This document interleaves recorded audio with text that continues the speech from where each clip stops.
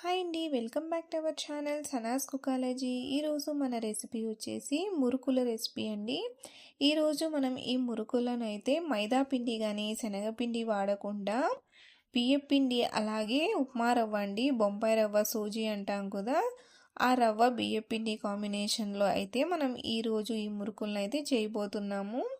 ఇవి చాలా చాలా క్రిస్పీగా చాలా క్రంచీగా ఉంటాయండి. టేస్ట్ కూడా చాలా చాలా బాగుంటాయి. అలాగే వీటిని మీరు ఒక నెల రోజుల పాటు స్టోర్ కూడా చేసుకొని పెట్టుకోవచ్చు అండి, అస్సలు పాడవవు. పదండి ఇప్పుడు వీటిని ఎలా ప్రిపేర్ చేసుకోవాలో చూసేద్దాం. ముందుగా ఒక బౌల్ తీసుకొని ఇందులోకి అర కేజీ వరకు అయితే బియ్యం పిండిని తీసుకోవాలి. కప్పు కొలతలతో అయితే ఒక 3 కప్పుల వరకు ఉంటుంది. ఇప్పుడు ఇందులోకి 1 టేబుల్ స్పూన్ వరకు వాముని వేసుకోవాలి. అలాగే ఒక 2 టేబుల్ స్పూన్లు తెల్ల నువ్వుల్ని వేసుకోవాలి. మీరు తెల్ల నువ్వుల ప్లేస్లో నల్ల నువ్వులైనా వేసుకోవచ్చు. రుచికి సరిపడా కారం వేసుకోవాలి. నేనైతే 1 టేబుల్ స్పూన్ వేసుకుంటున్నాను. ఇప్పుడు ఇందులోకి రుచికి సరిపడా ఉప్పుని వేసుకొని ఇప్పుడు దీన్ని ఒకసారి మనమైతే బాగా మిక్స్ చేసుకోవాలండి. ఇవన్నీ బాగా పిండిలో కలిసిపోవాలి. ఈ విధంగా బాగా కలిపేసుకొని ఇప్పుడు దీన్ని పక్కన పెట్టేసుకుందాం. ఇప్పుడు స్టవ్ మీద ఒక ప్యాన్ పెట్టుకొని ఇందులోకైతే మనం ఒక అర లీటర్ కన్నా ఇంకొంచెం నీళ్ళని ఎక్కువగా వేసుకోవాలి. ఇప్పుడు ఇందులోకి ఒక పావు కప్పు వరకు అయితే నూనెను వేసుకోవాలి. ఇప్పుడు రుచికి సరిపడా ఉప్పుని కూడా వేసుకోవాలి. ఇప్పుడు నీళ్ళు అనేటివి బాగా మరగాలండి. మీరు నూనె ప్లేస్లో నెయ్యి లేదా వెన్ననైనా వేసుకోవచ్చు. చూడండి, నీళ్ళు అనేటివి బాగా ఈ విధంగా మరగాలండి. నీళ్ళు అనేటివి ఈ విధంగా మరుగుతున్నప్పుడు ఇప్పుడు రవ్వను వేసుకోవాలి. 1.5 కప్పు వరకు అయితే రవ్వను వేసుకోవాలి. కేజీ కొలతలతో అయితే ఒక పావు కేజీ వరకు అయితే రవ్వ అనేది ఉంటుందండి.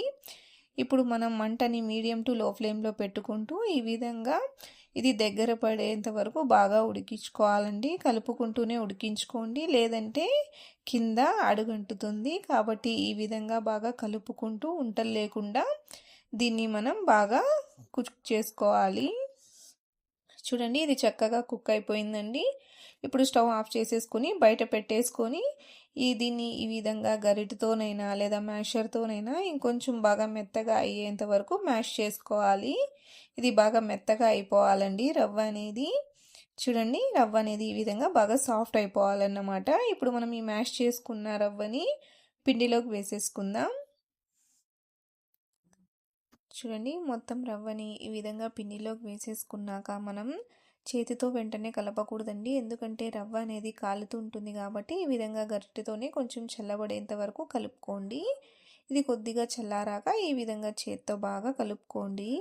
ఈ రవ్వ పిండి అన్నీ చక్కగా బాగా కలిసిపోవాలి. చూడండి, ఈ విధంగా అన్నీ పర్ఫెక్ట్గా కలిసిపోయాక ఇప్పుడు మనం కొద్దిగా నీళ్ళని పోసుకుంటూ పిండిని బాగా సాఫ్ట్గా కలుపుకోవాలండి. కొద్దిగా ఈ విధంగా ఒక సైడ్ నుంచి నీళ్ళని వేసుకుంటూ కలుపుకోండి. ఈ విధంగా కలుపుకోవడం వల్ల మీకు పిండి కలపడం అనేది ఈజీగా ఉంటుంది.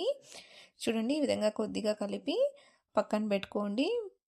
చూడండి, మిగతా డౌని కూడా ఇదే విధంగా ఒకవైపు నుంచి ఈ విధంగా కలుపుకోవాలండి. ఈ విధంగా కలపడం వల్ల పిండి అనేది కూడా చక్కగా కలుస్తుందండి. ఉంటలు లేకుండా చాలా పర్ఫెక్ట్గా అయితే మీరు పిండిని అనేది కలుపుకోవచ్చు.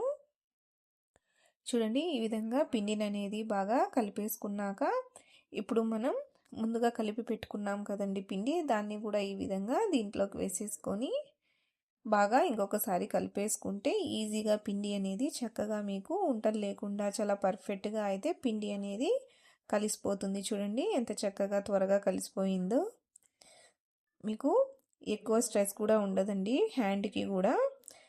చూడండి, పిండిని అనేది ఈ విధంగా సాఫ్ట్గా సెమీ సాఫ్ట్గా కలుపుకోవాలండి. పిండి అనేది మరీ ఎక్కువగా సాఫ్ట్గా అయిపోతే మురుకులు అనేటివి ఆయిల్ని అబ్జర్వ్ చేసేసుకుంటాయండి. మరీ ఎక్కువ హార్డ్గా ఉంటే కొంచెం గట్టిగా వచ్చేస్తాయి. ఈ విధంగా సెమీ సాఫ్ట్గా కలుపుకోవాలి. ఇప్పుడు 3 హోల్స్ ఉన్న ఈ విధంగా ఉండే ప్లేట్ని తీసుకొని ఇప్పుడు దీన్ని మురుకుల గొట్టంలోకి ఫిట్ చేసుకోవాలండి. చూడండి, ఈ విధంగా పెట్టేసుకున్నాక ఇప్పుడు మనం దీని లోపల కొద్దిగా అనేది ఆయిల్ని వేసుకొని గ్రీస్ చేసుకోవాలి బాగా. చూడండి, ఈ విధంగా బాగా గ్రీస్ చేసుకున్నాక ఇప్పుడు ఇందులోకి సరిపడా పిండిని అయితే మనం పెట్టుకోవాలి. ఈ విధంగా పిండిని అనేది చేసుకొని ఇప్పుడు దీనిపైన మూత పెట్టేసుకోవాలండి, పిండి అనేది ఆరిపోకుండా ఉండడం కోసం.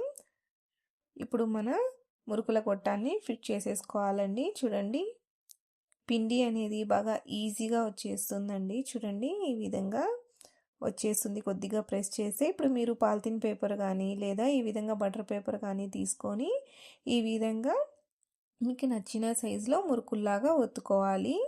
చూడండి ఈజీగా వచ్చేస్తాయండి. ఈ విధంగా రౌండ్గా మీకు నచ్చిన సైజులో ఈ విధంగా మురుకుల్లాగా ఒత్తేసుకోవడమేనండి. చాలా సింపుల్గా చేసుకొనేసేయచ్చు. చూడండి చక్కగా వచ్చేస్తాయండి. అసలు విరగవు, అతుక్కోవు. ఈ విధంగా మీరు ఈ విధంగా మురుకులను అనేది చేసి పెట్టుకోవాలండి. మీకు అలవాటు ఉంటే ఈ విధంగా డైరెక్ట్గా గరిట మీదనే ఈ విధంగా మీరు మురుకుల్ని ఒత్తుకొని డైరెక్ట్గా ఆయిల్లో వేసుకొని ఫ్రై చేసుకోవచ్చండి. చూడండి ఈ విధంగా పిండేసుకున్నాక ఈ డైరెక్ట్గా ఆయిల్లో డ్రాప్ చేసేసుకోవచ్చండి. ఇప్పుడు మనం స్టవ్ మీద డీప్ ఫ్రైకి సరిపడా ఆయిల్ పెట్టుకొని ఆయిల్ అనేది బాగా వేడవ్వాలండి. అప్పుడే మనం మురుకులను అనేది వేసుకోవాలి. ఆయిల్ బాగా వేడయ్యాక ఆయిల్కి సరిపడా మురుకుల్ని మాత్రమే వేసుకోవాలి, ఎక్కువగా వేసేయకండి.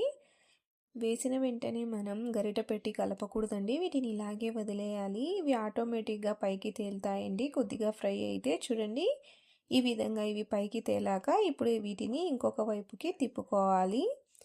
ఇవి అసలు అతుక్కోవండి. మీకు అతుక్కున్నట్లు అనిపించినా కూడా మీరు ఈ విధంగా మిక్స్ చేసేటప్పుడు ఈజీగా విడిపోతాయి. ఆయిల్లో నుంచి బబ్బులు రావడం తగ్గితే మీరు వీటిని తీసేసుకోవచ్చండి. చూడండి ఈ విధంగా ఆయిల్లో బబ్బుల్స్ రావడం తగ్గిన వెంటనే మీరు ఈ మురుకుల్ని తీసేసుకొని ప్లేట్లోకి వేసేసుకోండి. చాలా సింపుల్గా మీరు వీటిని ఫ్రై చేసుకోవచ్చండి. చూడండి ఇదే విధంగా మనం మిగిలిన మురుకుల్ని కూడా ఫ్రై చేసుకోవాలి. మంటననేది హై ఫ్లేమ్లో పెట్టుకొని ఫ్రై చేసుకోండి.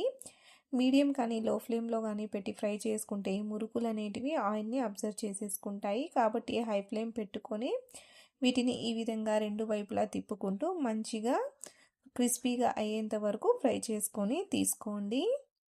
ఇవి అసలు ఒకదానికొకటైతే అస్సలు అంటుకోవండి.